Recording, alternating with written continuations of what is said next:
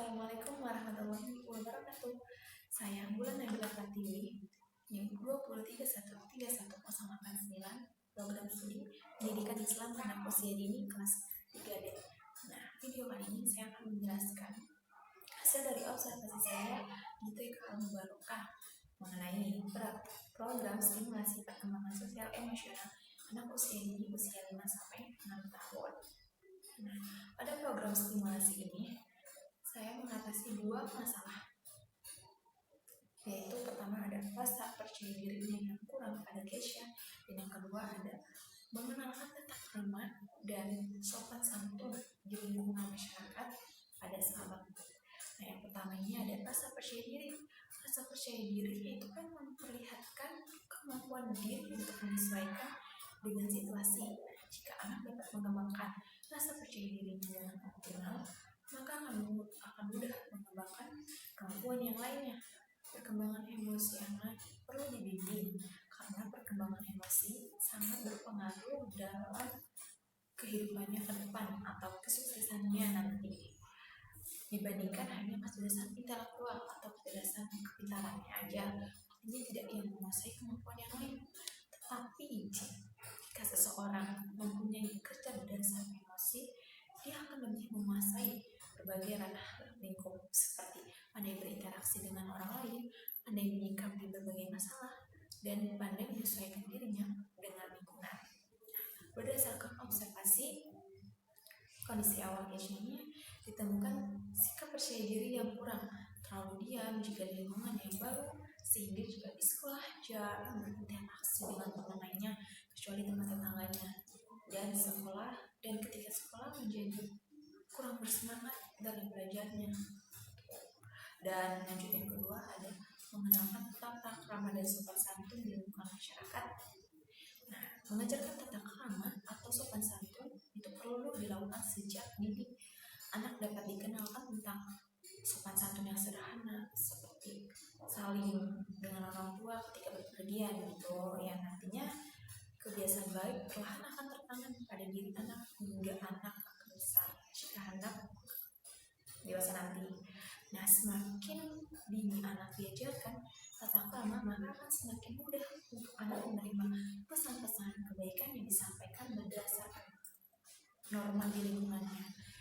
Tata krama akan menjadi bekal pada dewasa nanti dalam masyarakat dan lingkungan yang memiliki norma dan sikap sopan santun yang berlaku di kehidupan sehari-hari. Nah, kurangnya sikap tata krama anak akan terlihat pada perilakunya. Jika anak tidak memiliki tata krama, cenderung akan kebiasaan melakukan perilaku yang buruk. Nah, berdasarkan observasi kondisi awal selanjutnya, ditemukan sikap yang kurangnya mencerminkan sikap tata krama di sekolah yang diperlihatkan ketika jam pelajaran berlangsung, seperti mengganggu temannya ketika belajar, dan seringnya bermain ketika udah waktunya belajar. Dan waktu istirahat juga ia selalu mengganggu temannya, menjadi temannya, mengasari temannya, hingga sampai pernah melukai temannya. Nah, kebiasaan sikap buruk itu antara lain kasar dan ucapannya, sering mengganggu temannya yang akhirnya mereka berkelahi, dan kakinya sering taruh di atas meja atau di atas kursi. Nah, dalam permasalahan itu saya melakukannya dengan program stimulasi. Ada dua. Yang pertama ada metode bercerita dan metode show and tell. Nah, metode bercerita ini merupakan kegiatan yang dilakukan secara lisan kepada orang lain dengan alat bantu ataupun tidak. Nah, yang disampaikan dalam bentuk pesan, jika didengarkan dengan rasa menyenangkan dan menyajikan hal yang menarik. Alasan saya memilih metode bercerita ini karena metode cerita memberikan pengalaman belajar kepada anak untuk mengembangkan kepercayaan diri yang baik. Misal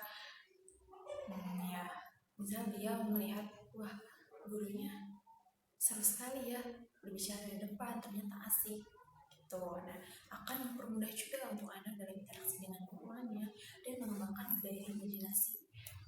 Ya, jadi si anak itu akan tumbuh imajinasinya ketika melihat kita berbicara dengan asik dengan hal yang menarik, nantinya akan mengikuti gitu. Lanjut ada program simulasi metode show and tell. Nah, metode ini merupakan kegiatan yang mengutamakan kemampuan berkomunikasi.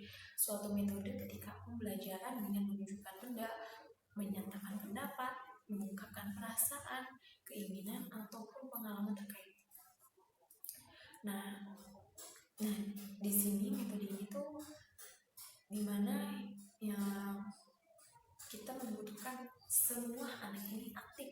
Jika anak terlibat aktif proses pembelajaran, maka akan mengalami sendiri proses belajar itu, mampu memproses, menemukan, dan mengembangkan potensi dalam dirinya, yaitu kepercayaan diri.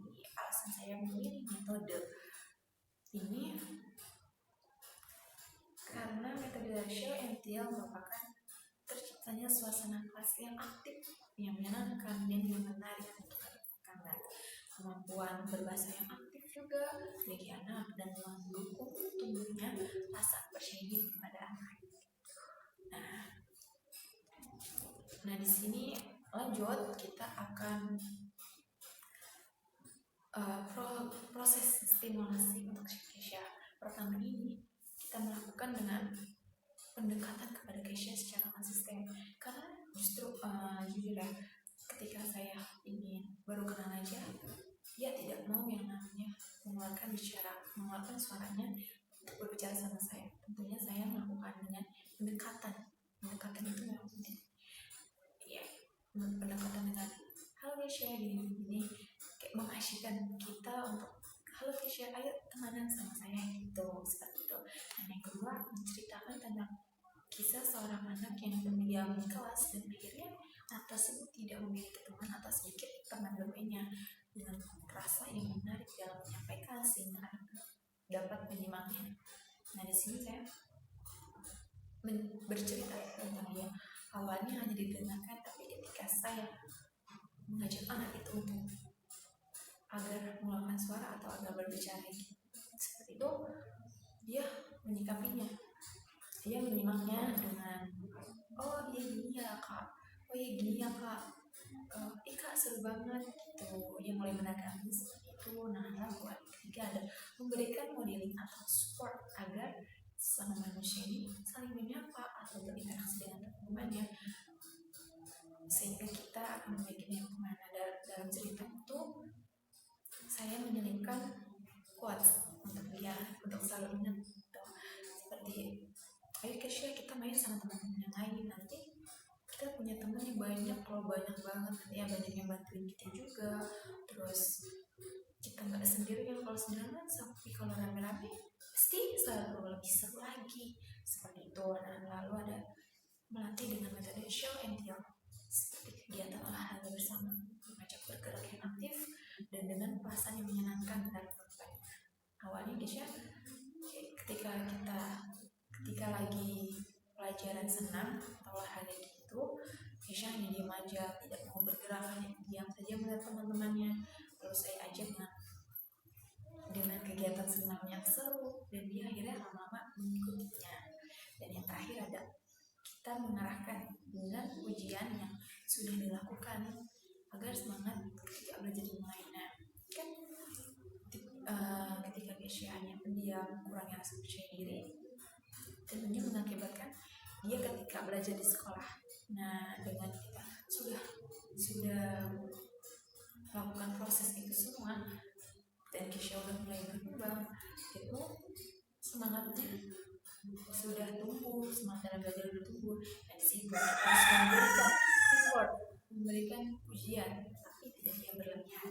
Lanjut kita ke proses stimulasi pada selama. Pertama ini sama dengan Keisha, melakukan pendekatan bersama. Selama sebelum saya berdekat dengan dia, sama itu hanya diam saja, dan ternyata ketika saya lebih mendekat lagi, oh ternyata keramaian ini kurang, diam-diam juga menjaga temannya, kurangnya tata krama gitu. Dan yang kedua, menceritakan kisah lagi tentang anak yang baik, berbicara pun juga harus baik, tidak boleh kasar. Nah, juga menyelipkan quotes pada sahabat kalau kita mengucapkan kata kasar itu pada orang lain, nanti temannya akan menjadi lebih sedikit dan tidak banyak orang yang suka sama kita nanti itu.